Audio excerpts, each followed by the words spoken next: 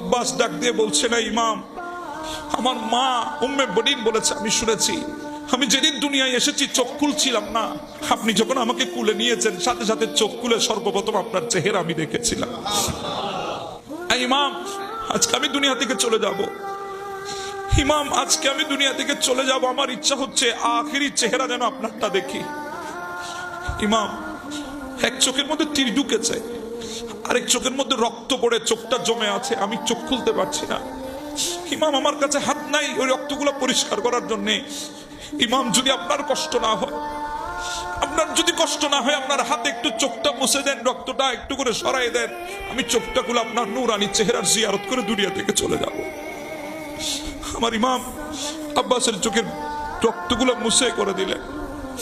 ইমাম, আমার লাশটা আপনি তাবুর কিনারে নিয়ে যায়েন না, কারণ সকিনা যদি দেখে তাহলে সকিনা সহ্য করতে পারবে না। সকিনা যদি এসে আমাকে বলে, চাচা আমার পানি কই, আমি কি উত্তর দেবো সকিনাকে? আমার লাশটা তাবুর কিনারে নিয়ে যাবেন না, এখানে রেখে দেন। তখন আমার ইমাম হুসাইন ডাক দিয়ে বলছেন, ভাই তোমার সব কথা আমি শুনেছি, এবার একটা কথা আমার রাখবা। বলে, ইমাম বলেন। আমার জিন্দেগি দেব আপনার কথার জন্য। ইমাম হুসাইন ডাক দিয়ে বলে, আব্বাস, জিন্দেগিতে কোনোদিন তুমি আমাকে ভাই বলে ডাকো নাই, সবসময় ইমাম বলে ডেকেছ। আমার আজকে বড় ইচ্ছা হচ্ছে তুমি আমাকে ভাইজান বলে ডাক দিবা, আমি তোমার মুখের ভাইজানের ডাকটা একটু শুনবো। সেদিন হযরত আব্বাস বলেছে, আমি তো গোলাম, আপনার কি কিভাবে ভাই বলি? এরপর ইমাম যখন আপনি বলেছেন আমি আপনাকে ভাইজান বলে ডাকবো, হযরত আব্বাস ইমামকে ভাই বলে ডাক দিয়ে কলমা পড়ে দুনিয়া থেকে চলে গেলেন। হযরত সৈয়দা তৈয়বা তাহেরা জাহেরা মা ফাতেমাতুজ জোহরা দুনিয়া থেকে চলে যাচ্ছে। মাওলা আলী শের হুদার মাথা মোবারকের পাশে বসে আছে। খাতুনে জান্নাত বলছে, আমার প্রাণের স্বামী আলী, আমি দুনিয়া থেকে চলে যাচ্ছি, একটা জামা আমি আপনাকে দিয়ে যাচ্ছি, একটা জামা। আমি দুনিয়া থেকে যাওয়ার পর আপনি সুজাআত তরিন একটা গোত্র থেকে, বাহাদুর একটা গোত্র থেকে আপনি বিবাহ করবেন।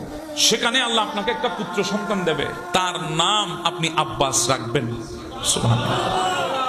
আর তাকে এই জামাটা দেবেন আর বলবেন, আমি ফাতেমা এটা তার জন্য নিজের হাতে বানিয়েছি, এটা তাকে দেবেন। আর বলবেন, কারবালার ময়দানে যখন হুসাইন যাবে, আব্বাস যেন হুসাইনের সঙ্গ না ছাড়ে, আব্বাস যেন হুসাইনের সাথে সাথে তাকে একটু বলবেন, আমার ওসিয়তটুকু তাকে পৌঁছাবে। সৈয়দা দুনিয়া থেকে চলে গেছে। সৈয়দা যখন দুনিয়া থেকে চলে গেলেন, কিছুদিন পর হযরতে মাওলা আলী শের খুদা কাররামাল্লাহু তাআলা ওয়াজহাহুল করিম সৈয়দার এই কথাটা নিজের ভাই হযরতে আকিলের সাথে শেয়ার করেছেন। ভাই আকিল, রাসূল করিমের কলিজার টুকরা হাসনাইনে করিমাইনের মা সৈয়দা তৈয়বা তাহেরা আমাকে এই কথাটা বলেছে, কারণ হযরতে আকিল আরবের গোত্রগুলো সম্পর্কে বেশি জানতেন, এজন্য ভাই আকিলকে মাওলা আলী শের খুদা শেয়ার করেছেন। হযরতে আকিল বলছেন, ভাই সুজা তরিন বাহাদুর গোষ্ঠী এই গোটা আরবের মধ্যে দুইটা আছে, একটা হচ্ছে কবিলায়ে হাশেম আর একটা হচ্ছে কবিলায়ে কিলাব। কবিলায়ে হাশেমের মধ্যে আমরা হাশেমি বংশ, আর কবিলায়ে কিলাব আরেকটা গোত্র আছে। ওই কবিলায়ে কিলাবের মধ্যে একজন সর্দার আছে, ওই সর্দার এমন এক সর্দার, বড় বাহাদুর সর্দার, যার নাম হচ্ছে হিজাম ইবনে খালেদ। অনেক বাহাদুর হিজাম ইবনে খালেদ। গোটা কবিলায়ে কিলাবের মধ্যে তার এত বাহাদুরি, যে কোনো সাহসী বান্দা হোক, বাহাদুর যোদ্ধা হোক, সে কিছুদিনের জন্য হলেও তার কাছে গিয়ে কিছু যুদ্ধের রণকৌশল শিখে, এত বড় বাহাদুর সে। আর ওই বনু কিলাব এত বড় বাহাদুর কবিলা, এরা কোনোদিন নিজের পশুগুলাকে রশি দিয়ে বাঁধতেন না, ওনাদের পশুগুলাকে ছেড়ে রাখতেন, কারণ যতই শক্তিশালী পশু হোক, এরা মুহূর্তের মধ্যে নিজের বাহুর শক্তিতে এগুলাকে কাবু করে ফেলতে পারতেন। এমন সাহসী কবিলা, কবিলায়ে কিলাব। বলে ওই কবিলার সর্দার যিনি হিজাম, ভাই আলী, আমি ওনার কাছে যাব, আপনার পক্ষ থেকে প্রস্তাব নিয়ে দেখি উনি কোনো একটা ব্যবস্থা করতে পারবেন। আর আমি যদ্দূর জানি ওনারও একটা মেয়ে আছে, আমি যদ্দূর জানি, যাব আমি আজকে প্রস্তাব নিয়ে। এদিকে হযরতে আকিল আসতেছেন হযরতে হিজাম ইবনে খালেদের ঘরে, আর ওইদিকে হিজামের একটা মেয়ে ছিল, ওনার নামও ছিল ফাতেমা। ওনার নামও কি ছিল? ফাতেমা বিনতে হিজাম। ওনার কাছে প্রস্তাব নিয়ে আসতেছেন। ফাতেমা বিনতে হিজাম রাতের বেলায় ঘুমিয়েছেন, ঘুমের মধ্যে হঠাৎ স্বপ্ন দেখতেছেন আসমান থেকে একটা চাঁদ ওনার হাতে রাখা হয়েছে, আসমানের কিছু নক্ষত্র আসমান থেকে ওনার কুলের উপরে রাখা হয়েছে, তিনটা তারকা ওনার কুলে, চাঁদ হাতে। উনি স্বপ্ন দেখেছেন, ঘুম ভেঙে গেছে, ঘুম থেকে উঠে পরিবারদের সাথে স্বপ্নটা বলছিলেন। ঠিক ওই মুহূর্তে হযরতে আকিল ঘরের দরজায় উপস্থিত। হিজাম ইবনে খালেদ ঘরের দরজা খুললেন। হিজাম মহাখুশি, কারণ হাশমি বংশের নওজোয়ান মৌলা আলী শেরহুদার বাই রসুলের ঘরানা আজকে ঘরে তশরিফ এনেছে। বলে হিজাম ইবনে খালেদ, আমি আপনার কাছে একটা প্রস্তাব নিয়ে এসেছি। কি বলেন? আমার কাছে আসেন তাড়াতাড়ি ভেতরে। আসলেন, বসালেন। কি প্রস্তাব? বলে আপনার একটা মেয়ে আছে, আমি যদ্দূর শুনেছি আপনার মেয়ে ফাতেমা বিনতে হিজাম। বলে হ্যাঁ, আমি এসেছি আমার ভাই আলীর জন্য আপনার মেয়ের বিবাহের প্রস্তাব নিয়ে। হিজাম ইবনে খালেদ চোখের পানি ছেড়ে দিয়ে জমিনে বসে গেছে। হযরতে আকিলের পায়ের মধ্যে হাত রেখেছেন, হাত রেখে বলছে এত যোগ্যতা হিজামের কোত্থেকে? রাসূলুল্লাহর ঘরে আমার বেটি যাবে, এত যোগ্যতা আমার কোত্থেকে? যদি আপনি দয়া করেন তাহলে যাবে, না হলে যাওয়া সম্ভব না। কথাবার্তা ঠিকঠাক হয়ে গেল। 17 রজব 21 হিজরি জুমাবার হযরতে ফাতেমা বিনতে হিজামের সাথে মৌলা আলী শেরহুদার শাদী মুবারক হয়েছে। মৌলা আলীর সাথে যখন হযরতে ফাতেমা বিনতে হিজাম রওনা হলেন, মৌলা আলী শেরহুদার ঘরের চৌকাঠে গেলেন।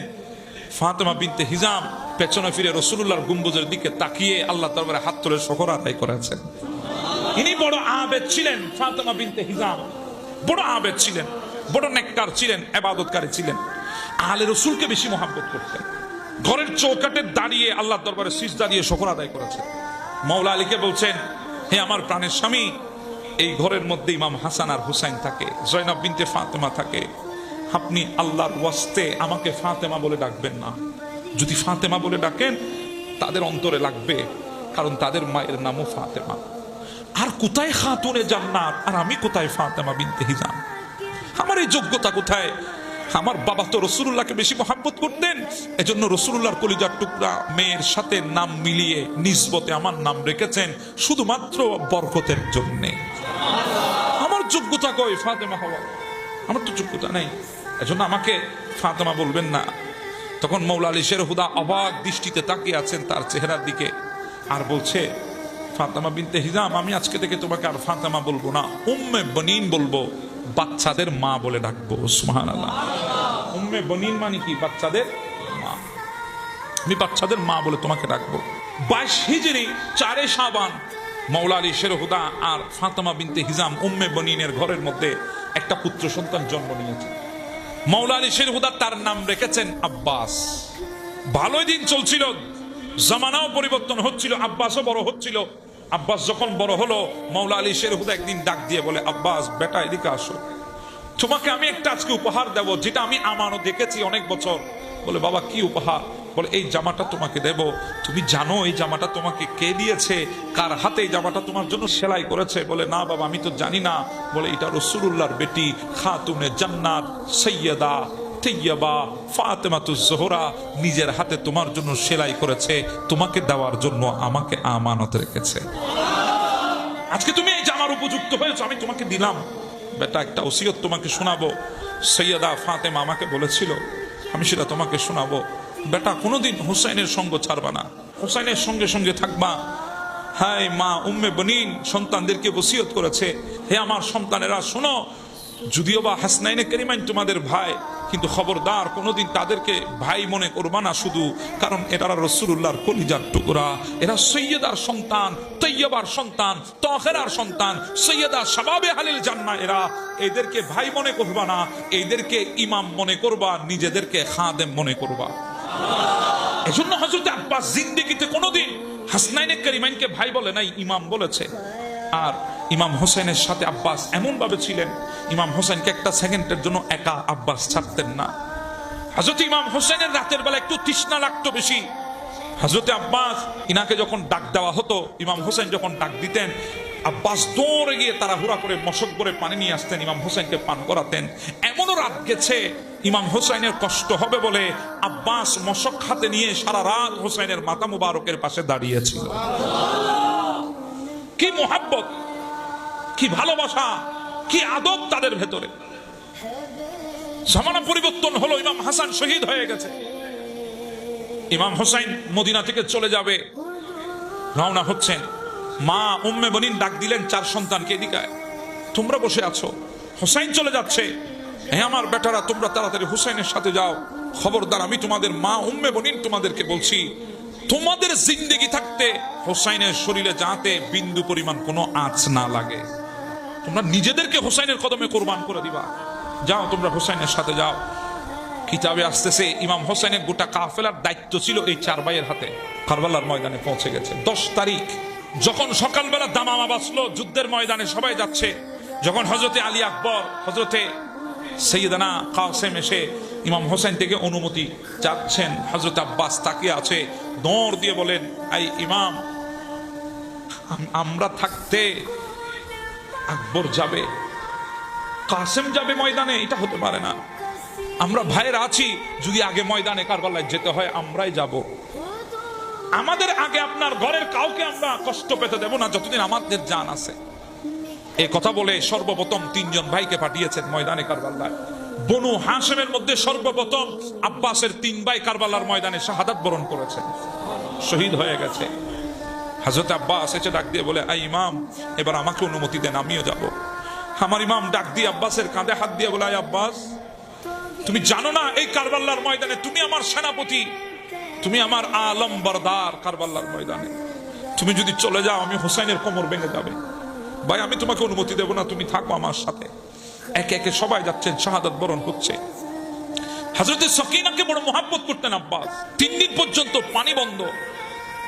সকিনা পানি পানি করে চিল্লায়, বলে, চাচা যান, আমার তৃষ্ণা লেগেছে, আমাকে কি একটু পানি দিতে পারবেন না?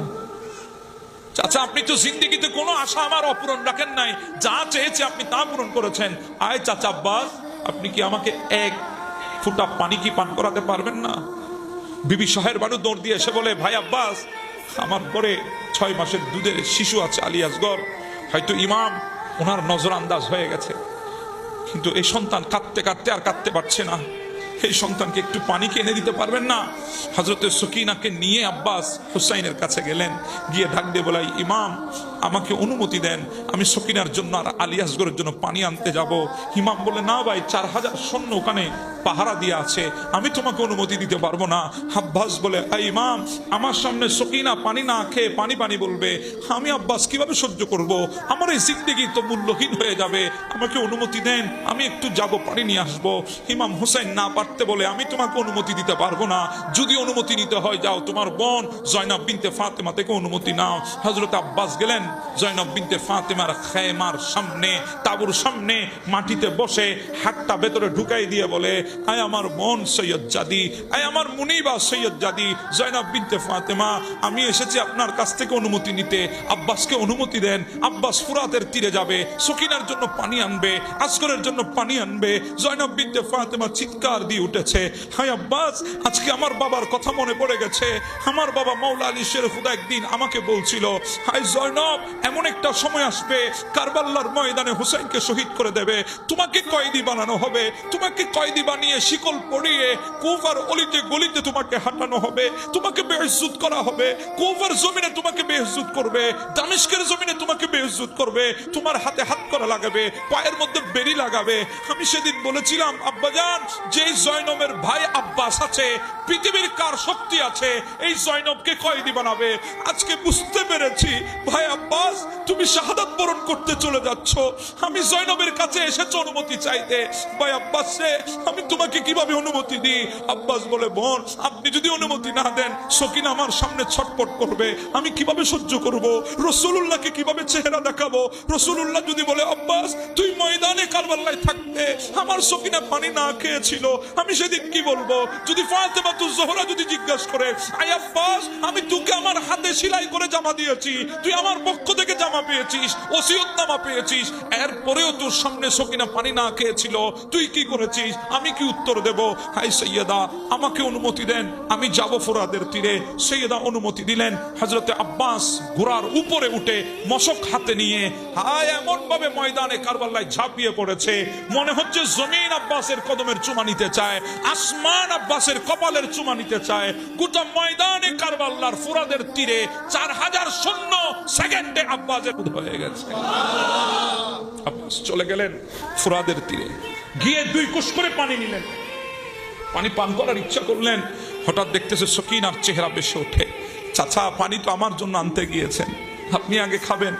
আব্বাস ফেলে দিয়েছেন পানি, মশকে পানি নিয়ে হযরত আব্বাস ঘোড়ার উপরে উঠে রওনা করেছেন কারবালার ময়দান থেকে, ওই ফুরাদের তীর থেকে খায়মার দিকে, তাবুর দিকে।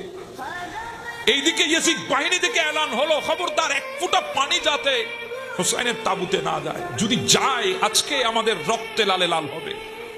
আমরা পারবো না আলে রসুলের সাথে এক ফোঁটা পানি যাতে না যায়। আব্বাসকে চারিদিকে ঘিরে ফেলা হলো। কিতাবে আসতেছে একটা দুইটা তিন না, একসাথে 1000 তীর আব্বাসের দিকে ছোড়ানো হয়েছে। হযরত আব্বাস হাত তুলে যখন তীরগুলো সরাতে গেলেন, পেছন দিক থেকে এক বড় জালেম বসেছিল, সে হঠাৎ করে লাফ দিয়ে হযরত আব্বাসের বাহুর উপরে আক্রমণ করেছে, একটা হাত কেটে জমিনে পড়েছে। হযরত আব্বাস আরেক হাতে তরবারি নিয়ে সেই হাতে তীরগুলোর মোকাবেলা করছে। আরেক জালেম আরেক পাশে বসা ছিল, সে পেছন দিক থেকে হামলা করে আব্বাসের আরেক হাতও শহীদ করে দিয়েছে। বাজু কেটে গেছে, দুইটা হাত কেটে গেছে, মশক দাঁতে কামড়িয়ে আছে। এমন ভাবে একটা তীর এসে আব্বাসের বাম চোখের মধ্যে ঢুকে পেছনে বের হয়ে গেছে। হযরত আব্বাসের তো হাত নাই, কিভাবে তীরখানা বের করবে? বড় যন্ত্রণা হচ্ছে তীরখানা। আব্বাস যখন ঘোড়ার মধ্যে একটু নিচু হলেন যাতে দুই জানু দিয়ে চেপে ধরে তীরটা বের করতে পারে, যখন আব্বাস কাঁধ ঝুঁকালেন, পেছন দিক থেকে একজন বড় জালেম মাথার উপর এমন ভাবে আঘাত করেছে, আব্বাস বাড়ি খেয়ে ঘোড়া থেকে জমিনের মধ্যে পড়ে গেছে। সাথে সাথে 1000 সৈন্য আব্বাসের শরীরের উপরে ঝাঁপিয়ে পড়েছে, গোটা শরীরকে ছিন্ন বিচ্ছিন্ন করে দিয়েছে। ইমাম হোসেন যখন দেখেছেন, সাথে সাথে ঘোড়া নিয়ে এমন ভাবে ময়দানে কারবালায় ছুটে এসেছে, ইমাম হোসেনের ঘোড়ার দাপট দেখে সবাই পালিয়ে গেছে। আব্বাসের নিতর দেহ পড়ে আছে। ইমাম হোসেন ঘোড়া থেকে নেমে আব্বাসকে নিজের কোলের উপর শোয়ালেন। আব্বাস ডাক দিয়ে বলছে, না ইমাম, আমার মা উম্মে বনিন বলেছে, আমি শুনেছি, আমি যেদিন দুনিয়ায় এসেছি চোখ খুলছিলাম না, আপনি যখন আমাকে কুলে নিয়েছেন সাথে সাথে চোখ খুলে সর্বপ্রথম আপনার চেহারা আমি দেখেছিলাম। ইমাম, আজকে আমি দুনিয়া থেকে চলে যাব। ইমাম, আজকে আমি দুনিয়া থেকে চলে যাব, আমার ইচ্ছা হচ্ছে আখিরি চেহারা যেন আপনারটা দেখি। ইমাম, এক চোখের মধ্যে তীর ঢুকেছে, আরেক চোখের মধ্যে রক্ত পড়ে চোখটা জমে আছে, আমি চোখ খুলতে পারছি না। ইমাম, আমার কাছে হাত নাই ওই রক্তগুলো পরিষ্কার করার জন্য। ইমাম, যদি আপনার কষ্ট না হয়, আপনার যদি কষ্ট না হয়, আপনার হাতে একটু চোখটা মুছে দেন, রক্তটা একটু করে সরাই দেন, আমি চোখটা খুলে আপনার নূরানি চেহারার জিয়ারত করে দুনিয়া থেকে চলে যাব।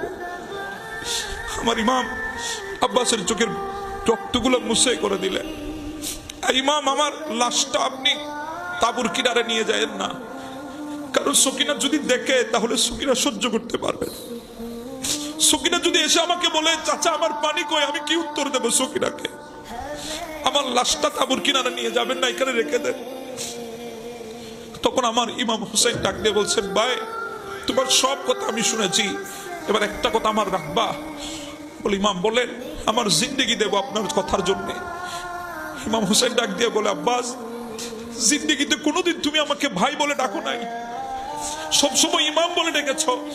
আমার আজকে বড় ইচ্ছা হচ্ছে তুমি আমাকে ভাইজান বলে ডাক দিবা, আমি তোমার মুখের ভাইজানের ডাকটা একটু শুনবো। সেদিন হযরত আব্বাস বলেছে, আমি তো গোলাম, আপনার কি কিভাবে ভাই বলি? এরপর ইমাম যখন আপনি বলেছেন আমি আপনাকে ভাইজান বলে ডাকবো, ইমাম আব্বাস, হযরত আব্বাস ইমামকে ভাই বলে ডাক দিয়ে কলমা পড়ে দুনিয়া থেকে চলে গেলেন। এই সংবাদ যখন মদিনায় আসলো, বশির যখন সবাইকে বলতেছে হুসাইন শহীদ হয়ে গেছে কারবালার ময়দানে, তখন উম্মে বনিন দৌড় দিয়ে এসে বলে, এই বশির, কোন হুসাইন শহীদ হয়েছে? বলে, হুসাইন ইবনে রাসূলুল্লাহ শহীদ হয়ে গেছে, হুসাইন রাসূলুল্লাহর বেটা হুসাইন শহীদ হয়ে গেছে। এই বশির, আমার আব্বাস কোথায় ছিল হুসাইন শহীদ হওয়ার সময়? আমার আব্বাস থাকতে হুসাইনকে কে শহীদ করেছে? বলে, উম্মে বনিন আব্বাসকে হুসাইনের আগে শহীদ করে দিয়েছে। বলে, দুনিয়ার কারো সাহস নাই আমার আব্বাসকে শহীদ করতে পারে, আমার আব্বাসকে ছুঁইতে পারে এমন কোনো সাহস নাই। কারণ আব্বাস যখন ঘোড়ার উপরে তরবারি নিয়ে উঠে, আল্লাহ আব্বাসের মকাম এত উঁচা করে দেন, জমিনের বালি আব্বাসের কদমের বুসা নেওয়ার জন্য অপেক্ষা করে বসে থাকে। সে আব্বাসকে কে শহীদ করবে? তখন বলছে উম্মে বনিন, আব্বাসের একটা হাত শহীদ করেছে, এরপরে আরেকটা হাত শহীদ করেছে, এরপরে চোখে তীর মেরেছে। আব্বাস যখন ওই তীরটা দু জানু দিয়ে নিতে গিয়ে যখন মাথাটা ঝুঁকায়েছে, পেছন দিক থেকে আঘাত করেছে। আব্বাস আঘাত পেয়ে জমিনে পড়ে গেছে। উম্মে মনিন ডাক দিয়ে বলছে, বশির রে, একটা কথা আমারে বল, মানুষ যখন উপর থেকে পড়ে হাত দিয়ে তার শরীরকে বাঁচায়, আমার আব্বাসের তো হাত নাই, আমার আব্বাস তখন কি দিয়ে নিজেকে বাঁচিয়েছে? আব্বাসের কি আগে মাথা পড়েছে না শরীর পড়েছে? এই কথা বলে উম্মে মনিন একটা চিৎকার দিয়ে চলে গেল জান্নাতুল বকি শরীফের দিকে। ওখানে হাত দিয়ে নকশা করে করে কবর বানিয়েছে, একটা হোসাইনের কবর বানিয়েছে, একটা আব্বাসের কবর বানিয়েছে, ওনার সন্তানদের কবর বানিয়েছে। বানানোর পর ওই উম্মে মনিন গোটা জিন্দেগির হায়াত যতদিন ছিল এত বেশি কেঁদেছে, কাঁদতে কাঁদতে কাঁদতে চোখের জ্যোতি হারিয়ে ফেলেছে, চোখের জ্যোতি চলে গেছে। এরপর ইমাম হোসাইনের প্রেমে কাঁদছিল। সর্বপ্রথম ইমাম হোসাইনের প্রেমে উম্মে বনিন শের লিখেছে, মনকাবাত লিখেছে হুসাইনের প্রেমে। ওগুলা গেয়ে গেয়ে উনি কাঁদতেন। ওই ইয়েজিদিরা এত জালেম ছিল, এই বৃদ্ধ মহিলার কথাগুলো তারা সহ্য করতে পারে নাই, বিষ দিয়ে উম্মে বনুনকে শহীদ করে দিয়েছে।